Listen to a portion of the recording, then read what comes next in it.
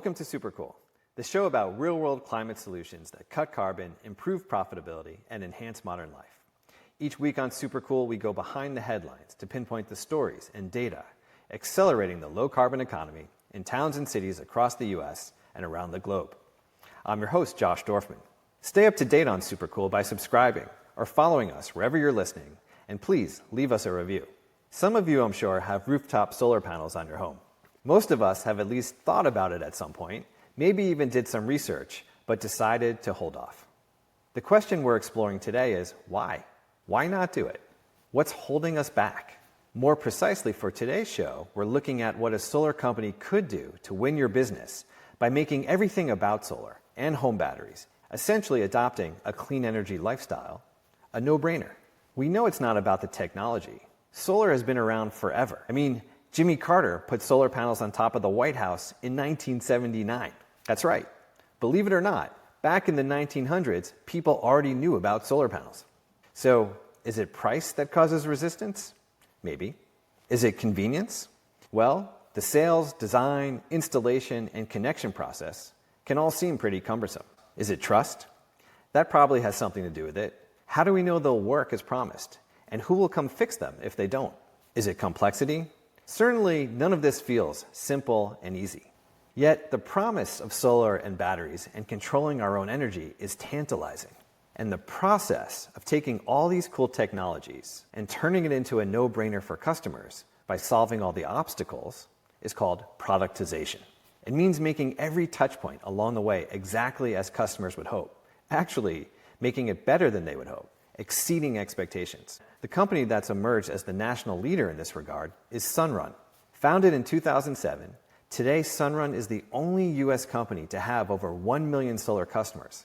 By the end of 2024, 62% of all new Sunrun solar customers were also buying batteries to go with their solar systems.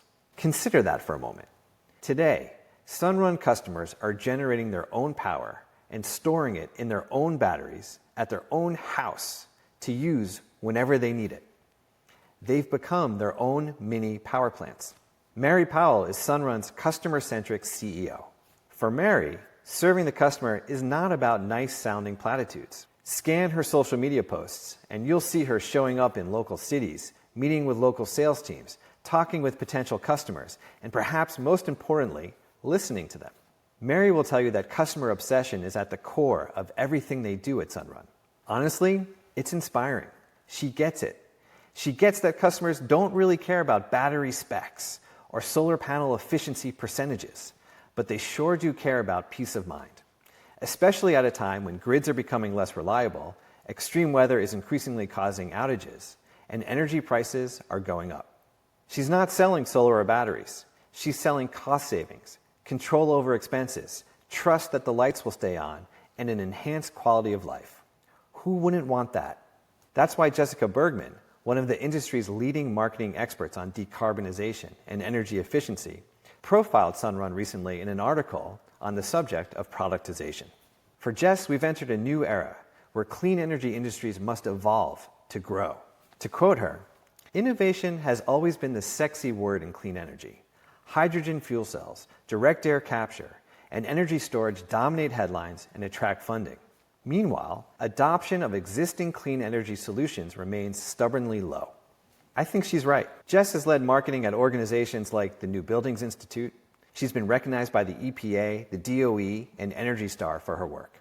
Today, she's a senior marketing strategist at ID Lab Global, where she works with utilities and other energy clients to increase customer adoption of energy efficiency products and programs. And that's the perfect lead-in for today's conversation. Mary Powell joins us to share Sunrun's approach to attracting and delighting customers and accelerating adoption of a clean energy lifestyle. Jess Bergman joins us to share her industry expertise and perspectives on the topic. Here's our conversation.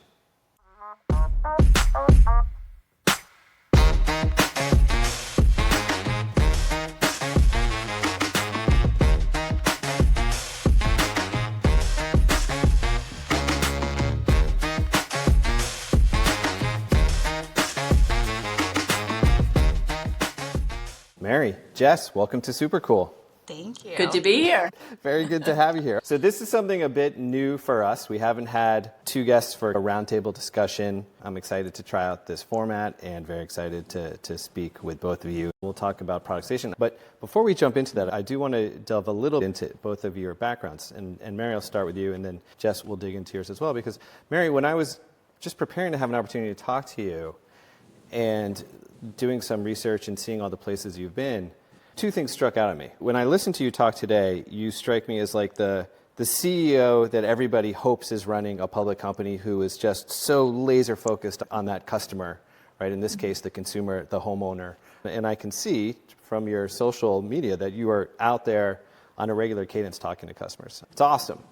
Then when I go look at your background and I see some of the places you started your career early on are places like running HR for the state of Vermont, being a senior executive at a regional bank, that doesn't set up necessarily to be like, oh yes, this is going to be the leader of the future. So take us back through that trajectory and kind of how you came from there to Green Mountain Power CEO, now to Sunrun, with this perspective. How does your career shape your work, and how did you arrive at that perspective?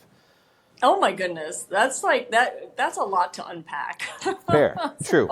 I'm true. trying to figure out how can I answer all of that in a way that doesn't suck up all of our time today. So I would say that the short version is I actually like my imprinting. I look at imprinting as the first serious place that I worked, right? My imprinting was I worked for two amazing entrepreneurs that completely upended or were after upending how we thought about traditional banking, because they were the founders of America's first money market fund. So I cut my teeth working with two entrepreneurs. We took the fund from about 200 million to 3.5 billion in the time I was there. And I was running all the operations of the fund by the time I left in my late 20s. And I would say the customer was everything. The whole point of the company was that we thought there was a better way to deliver value back to consumers when they wanted to put their money somewhere and they didn't want to lock it into a low-paying savings instrument for forever. So I feel like my imprinting with them was rock solid.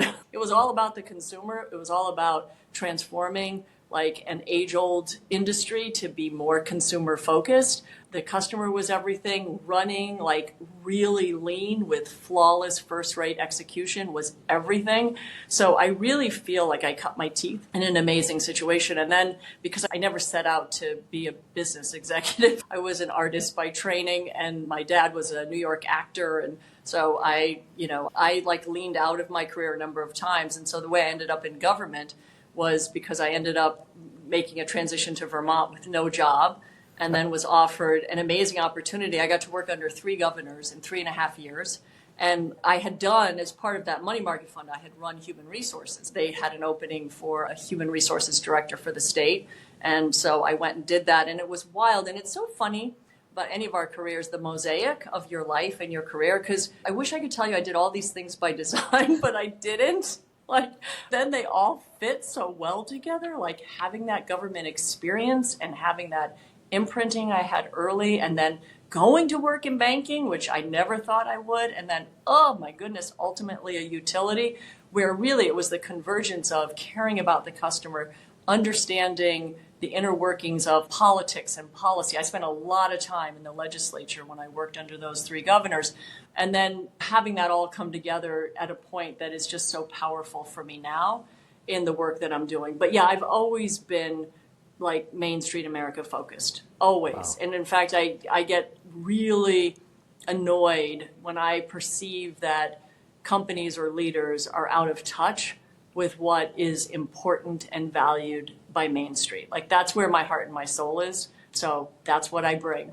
Wow. Yeah, thank you for that. I do think that how our careers eventually, even if it's not obvious why we're making that next choice, for sure it's always what's come before. It's informing something, right?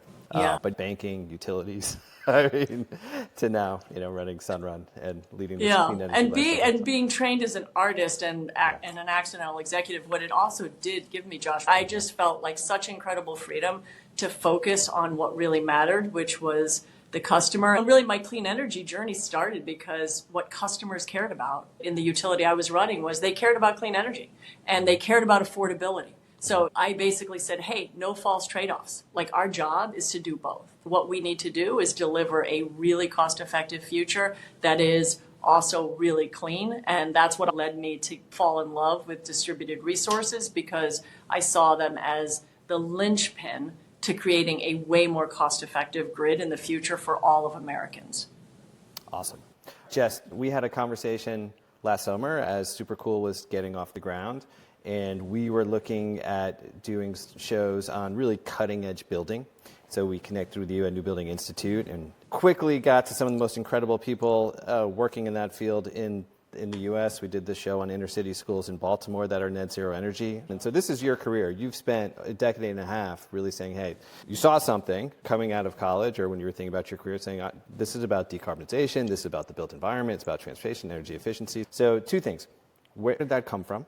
How did you see that? And I guess if I'm going to timestamp it, that's just on the tail end of the Great Recession. So it's not like there was a ton of activity happening in these industries at that moment. It was a little bit of a lull, right, from pre-recession, Al Gore, An Inconvenient Truth, everybody's talking about green lifestyles. And so that, and then what are some of the places that have really informed your view as a marketer that you bring to these industries? Yeah, well, thank you so much. I'd like to say I do one thing and they do it well. So I went to school for advertising PR at Boston University, and I had a concentration in international environmental policy.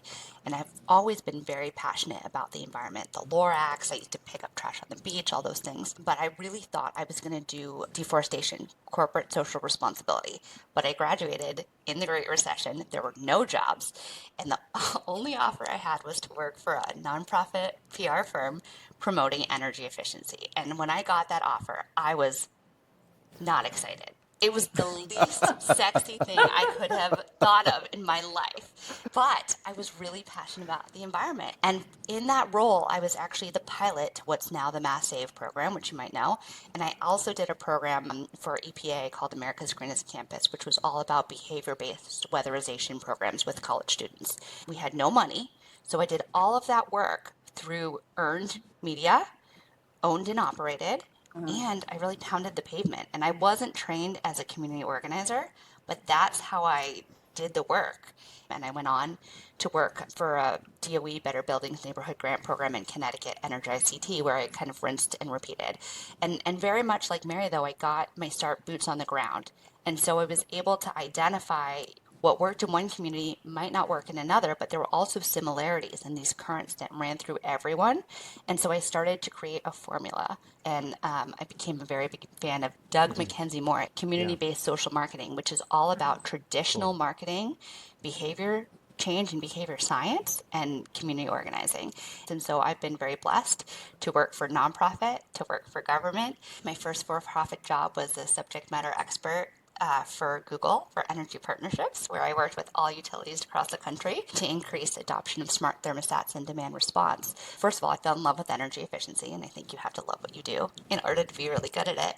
But also, it's combining those experiences that I learned being on the ground and then replicating them at scale.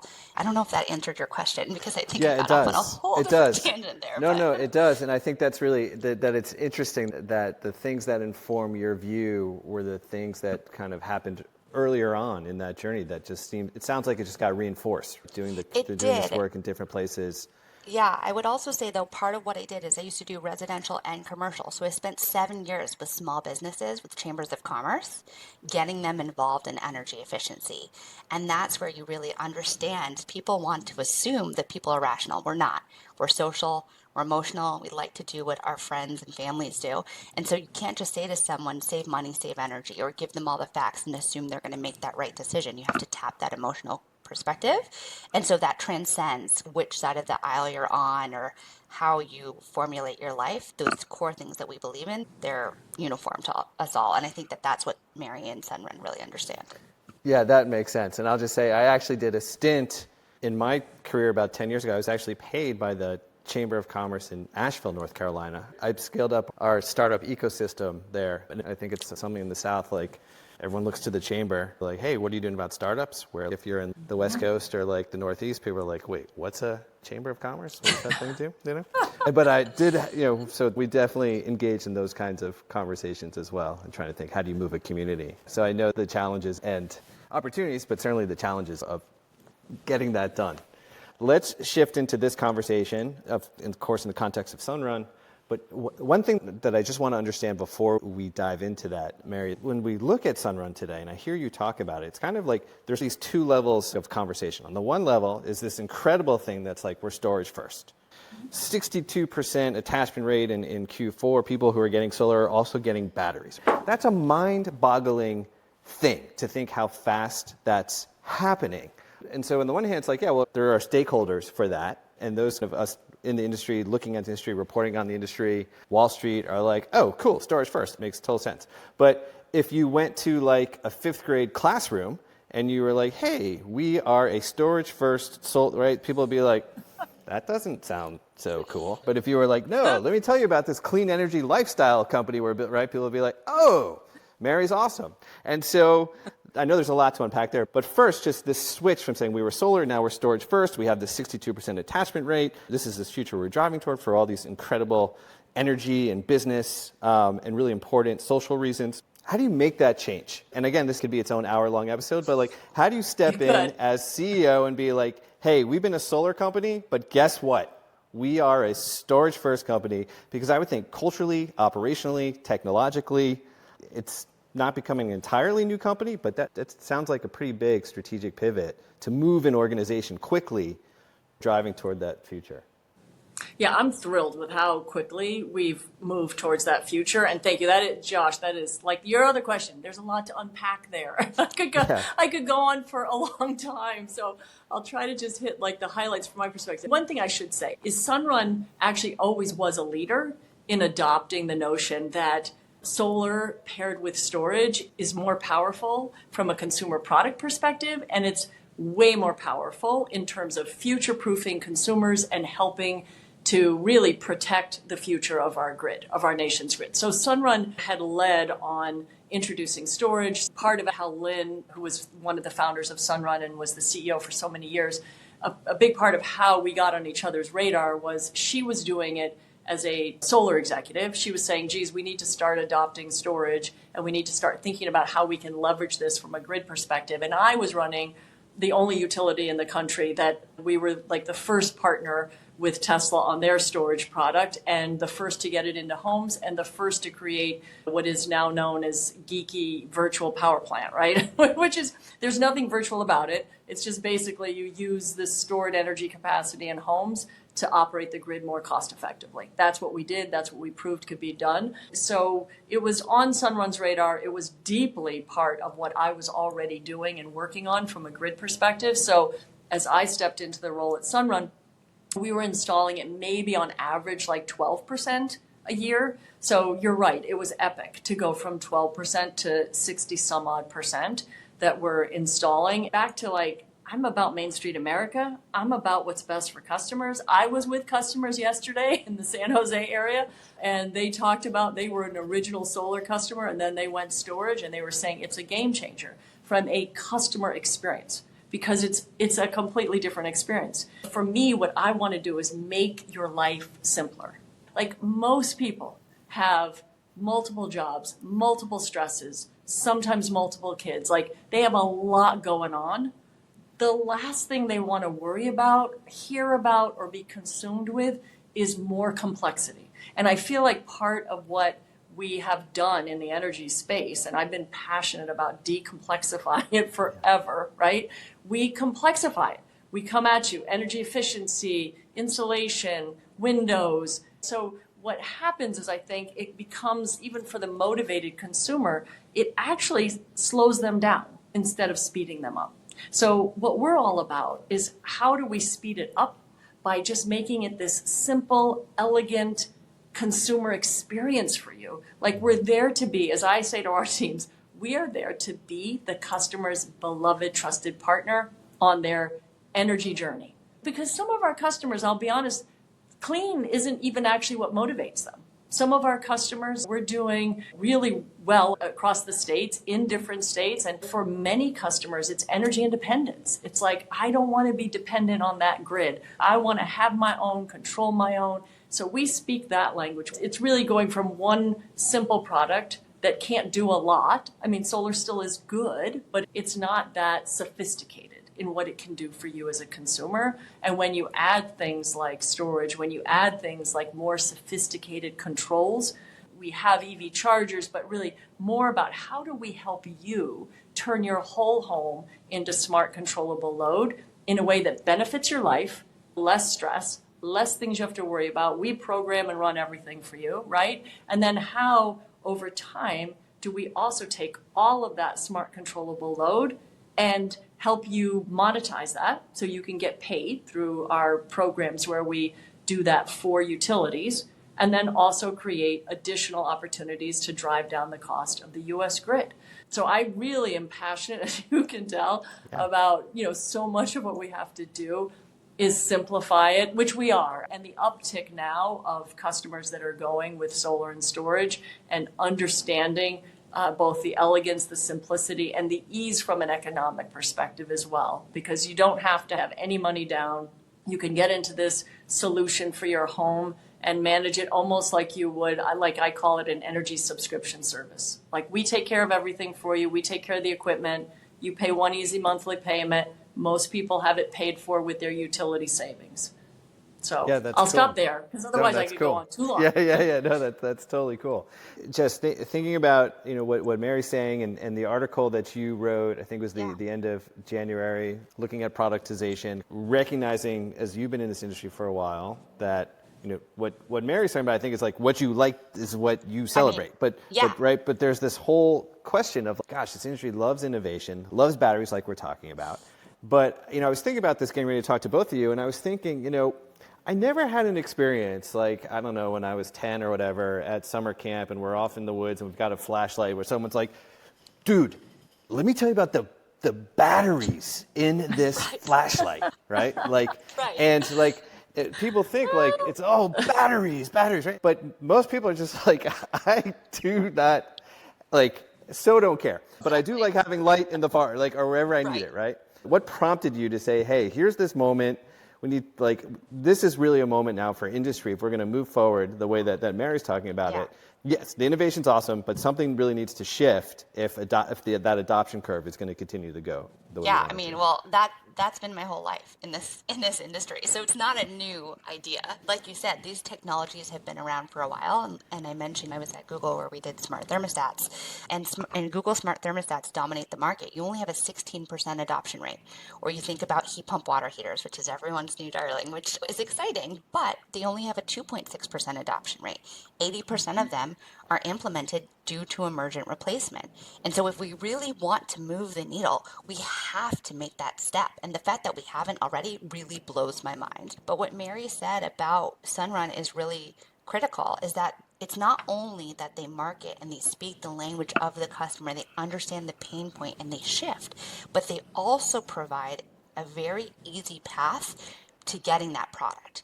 So she mentioned, I think it's on-bill financing, 0% down. That's critical. People say that monetary savings is part of their decision making. It's part of the decision making, but it's not the whole decision. And so the fact that Sunrun has that pathway where they can pay for it with no money down, or they can use their on-bill with their utility, that is a tremendous reason why they are so successful. And so I think it's that packaging.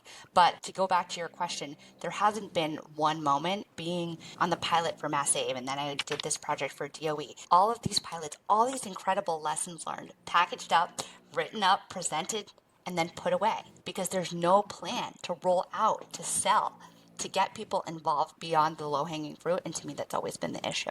Yeah, that definitely makes sense.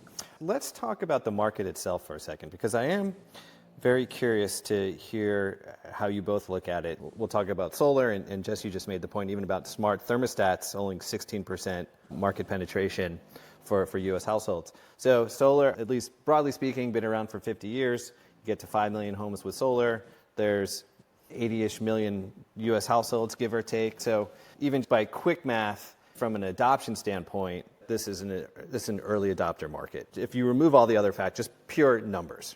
Yet, it seems to me that there are just all these different factors, the biggest of which is probably extreme weather and all these events impacting people. Leave climate change itself as a subject out for a minute and how they're being personally impacted.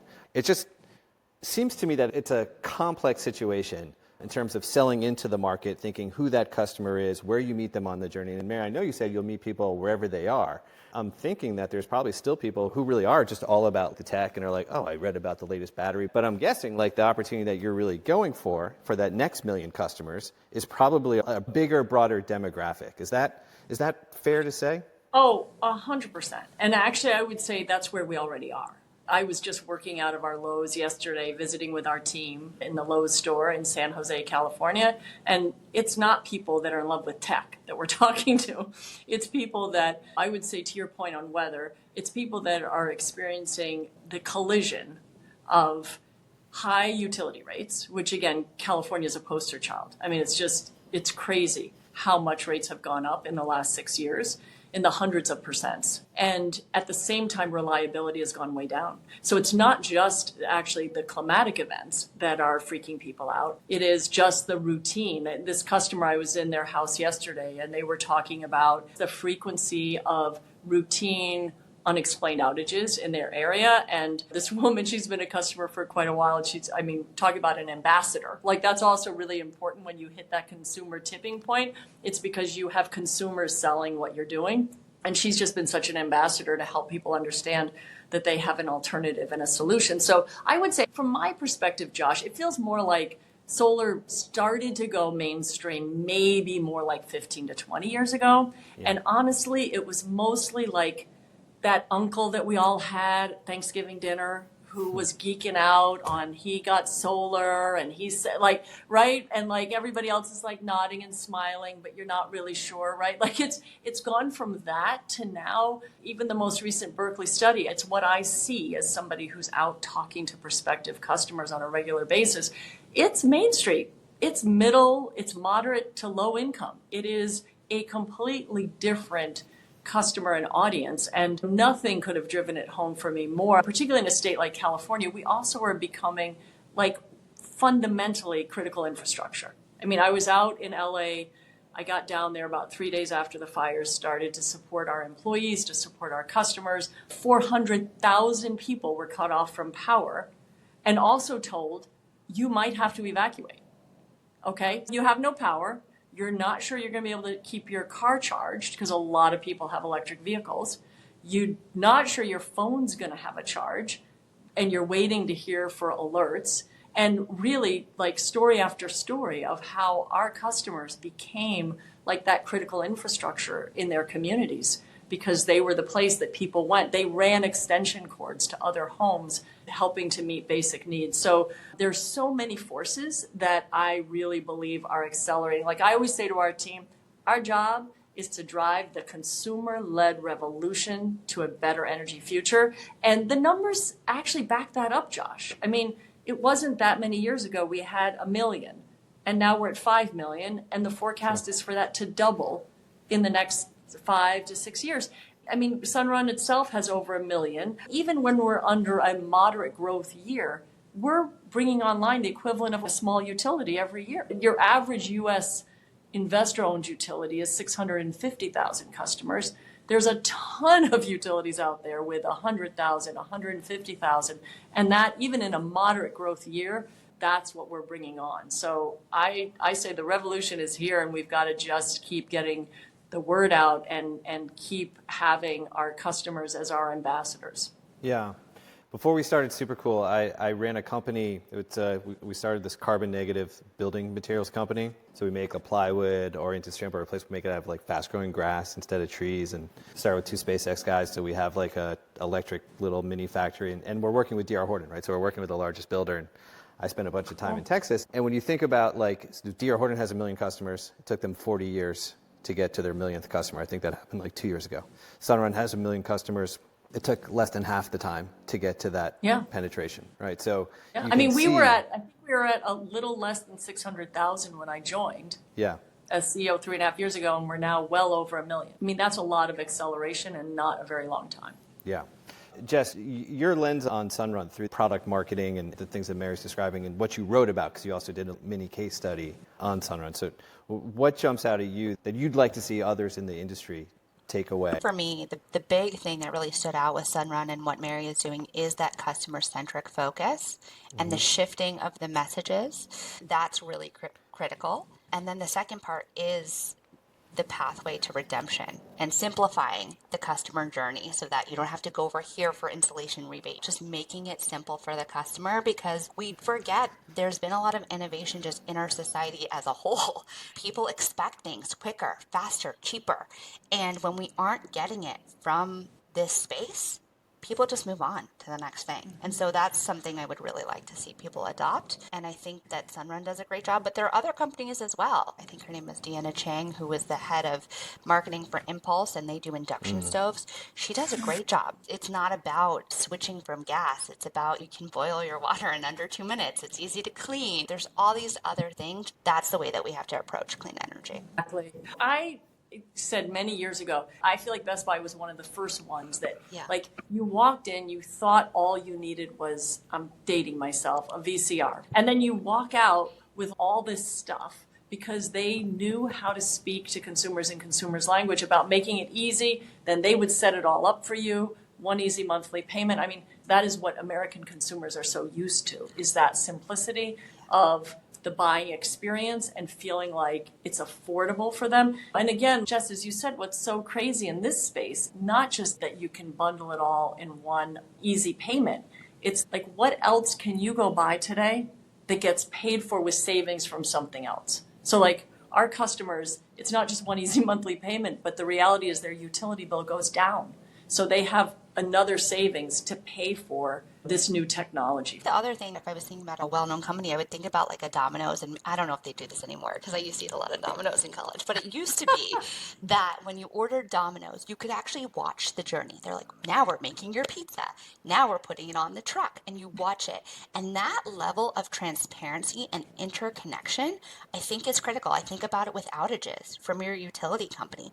Those types of constant feedback and transparency, I think, is really, really critical and something that is sorely missed in our industry. And I think you're gonna love this. We have Domino's lovers too. So like we literally are building this whole capability in our app that we're calling the pizza tracker.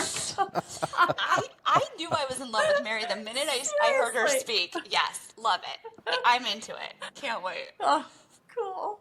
Hold on. What's it do? Well, in our space, back to Jess's point, like some of our folks are like, I know, again, I'm like honored to work with so many talented people. And they were like, well, we need to make it so like once we talk to you, once we're at your house, we simplify the whole process. Because let's be real, utilities don't make things easy.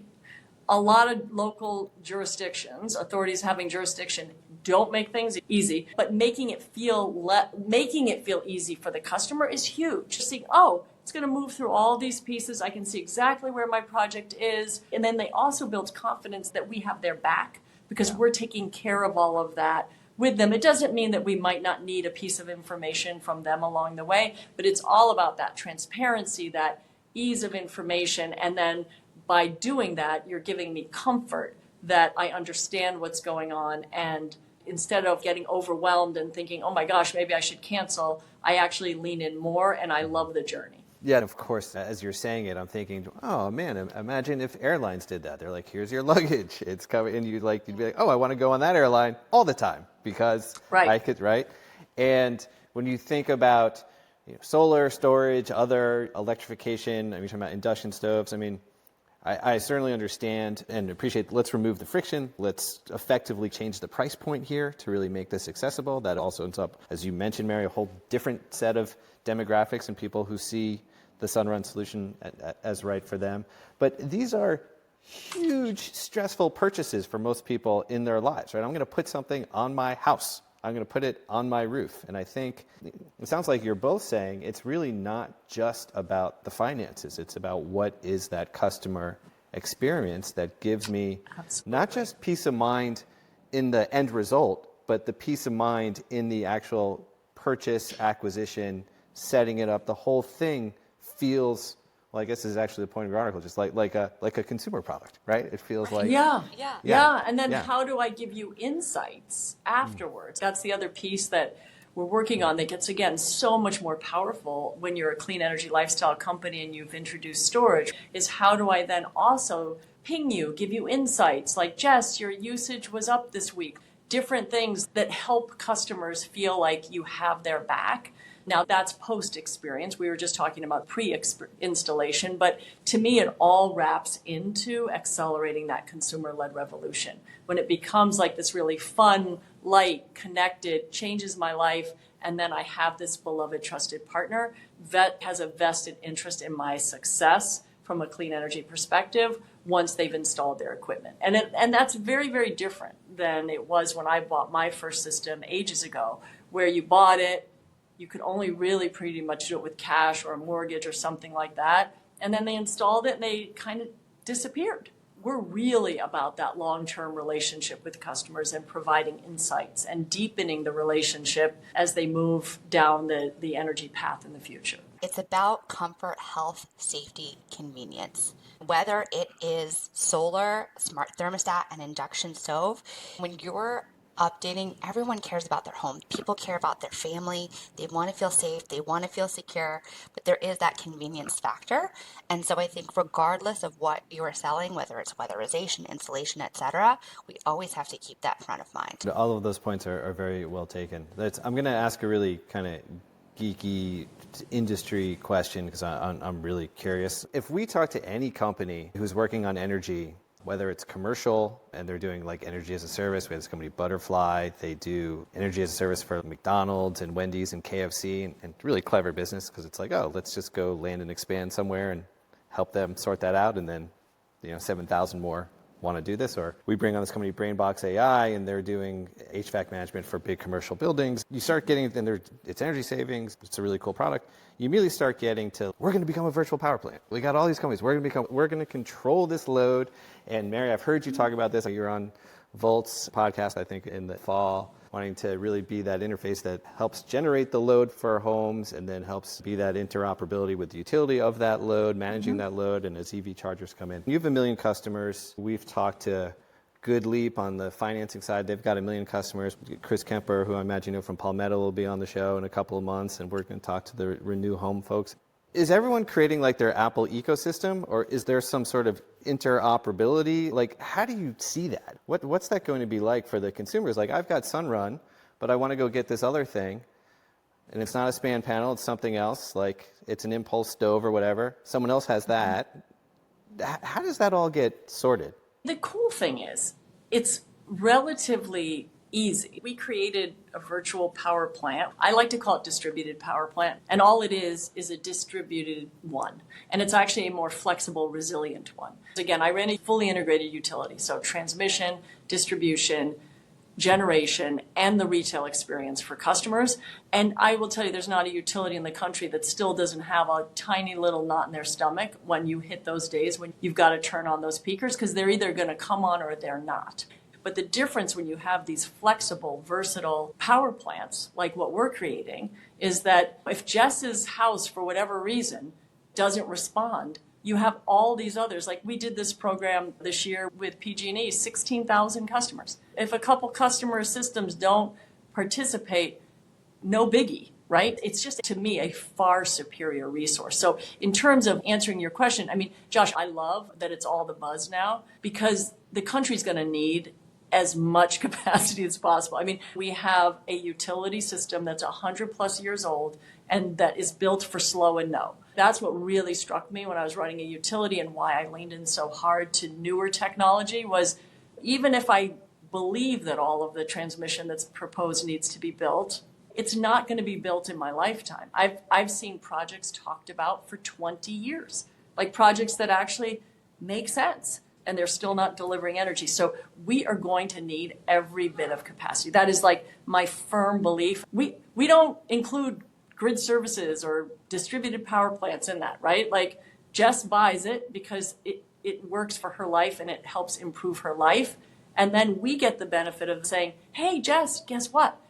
You could actually earn $700 this summer if we enroll you in this program. And guess what? It's not going to affect your use of the system at all. You'll still have backup. You'll still have rate arbitrage. and you're still going to be good. It's just really powerful because we're scaling at a rapid pace. And that's another reason why I'm so passionate about storage, because you can shape load to whatever is needed for the consumer and for what is needed for the grid. So super exciting. Cool. Jess, do you want to add anything to that? No notes. No notes. Okay. Okay, cool. Oh, All right. thank you. Sweet. All right. So I think one more thing that I'd love to get both your takes on. Mary, you have a million plus customers. This is a massive market. You go get 2 million more customers. The growth starts to become exponential. And yet we're talking about homes in America, right? 80 million households. And that doesn't even mention who knows what's going to end up happening in multifamily. And I imagine you have your eyes probably on a whole bunch of things just strategically. Yeah, we're deep into multifamily, which I should have mentioned, Josh, because it's another amazing way to be providing this benefit to low and moderate income. And as you would guess, we're also doing storage, a lot more storage now. We're also doing a tremendous amount of work in the new homes business as well. So yes, cool. all of that's going to awesome. help accelerate the transition. From a marketing perspective, branding perspective, what is your aspiration then? How do you think about becoming, because this is still within the 5 million-ish customers that have solar, how do you think about becoming like the Patagonia of this industry, or the national brand that everybody knows, like that has that awareness, right? As you know, we're clearly the market leader in the United States. On storage, we represent, I think it's slightly over half of the market. Like if you bump into a customer that has storage in their home in America, half of them, it's going to be with Sunrun. But at the end of the day, it kind of goes back to what we started talking about, Josh. To me, it is literally about customer obsession. It's about that laser focus on first-rate execution in everything that you do. Yes, do we have a strategy? 100%. That's how we pivoted hard from 12% to now 60 some odd percent storage. We were the ones that got the bi-directional going with Ford on the F-150 Lightning. We actually bundled some of those together for a very awesome demonstration project for backing up the grid. We're doing a lot of work from the distributed power plant side. And at the end of the day, I believe culture eats strategy. So I spend a lot of time also not just on having a customer first culture at Sunrun, but also an employee culture, one of deep engagement, both from an employee and a customer perspective. And that's how you accelerate the customer-led revolution. That's how you ultimately end up as that beloved, trusted partner. As we become that company that can provide that incredible experience, like that's the other part. Our vision is we're like high tech, high touch. We want to give you all the ways to deal with us so that you never have to talk to us if you don't want to. You get all this cool stuff on your app, or you want to engage with us, we'll engage emotionally deeply with you. Like that's Sunrun. For me, that's what building greatness looks like. It's that focus on the customer, bringing them the latest and the greatest in terms of the technological advancements, making it super easy to have it, and then having that amazing relationship that grows and expands. So we have probably 800,000 customers right now that we can go back to actually and install storage as an example. We made it really easy, like, I want storage. And we targeted to certain areas, and the uptake was beyond our expectations. So that's the company we want to be. Yeah, I love that, and I will just say, I mentioned it maybe right before we went on air, but if you go back and you scroll through, so for our listeners, if you scroll through Mary's LinkedIn feed for the last 6 months, and I was just jotting some notes just so I had it, but I was like, what popped out to me was like, one, the way you treat employees. There was something about She-Run and advancing and empowering women in the company. It was just something that just triggered for me, and there was tons about customer obsession. And you've won awards, and I see you out with your teams in the field, and that jumped out. And then this culture of giving, right? Work that you're doing with Habitat for Humanity and the Footprint Project, Engage Now Africa. And then just this like kick-ass business, right? 62% solar attachment rate, 1 million plus customers, 7.5 gigawatts of solar. So I was just jotting, I was like, okay, well, that'll make sense, right? And then all these like market dynamics and distributed power plants or mini power plants. But I was reading like, so this has just happened last year. It was like the virtual power plant in Puerto Rico backed up customer power for 4,000 customers 70 times. I was like, yeah. Oh, good grief. That's Isn't like that life-saving. Wild? Yeah. Isn't that, it is life-saving, Josh. Even though I felt like I got to do amazing work at Green Mountain, and we were such a leader in showing that you should embrace transformation. You know, the reality is what I really wanted to do, I couldn't do at scale. Customers need us. Customers need a solution that they can rely on, as the grid, particularly in some parts of the world and the country, certainly in the United States, is becoming so much less reliable and so much more expensive. Jess, you brought us together for this conversation. So are there any final words from you before we wrap things up? Anything we missed or that you're... I'm so excited that we're here. I think the big thing is just the importance of investing in your marketing. It's not that I'm the best marketer that there's ever been. It's just that the career path, the trajectory hasn't existed. But if we want to expand and really reach adoption at scale, we have to invest in our marketing teams. You need people that understand the industry and marketing and the customer. And so I would just encourage people who want to be like Sunrun to really take a page out of Mary's book and make sure that you're supporting your people and growing that muscle. Perfect. So true. Let me say thank you to both of you for coming on to the show today. I loved this conversation and excited to follow both of your journeys. Awesome. Appreciate it. Awesome. Thank you. Thank you so much, Josh and Jess. So awesome to be with both of you.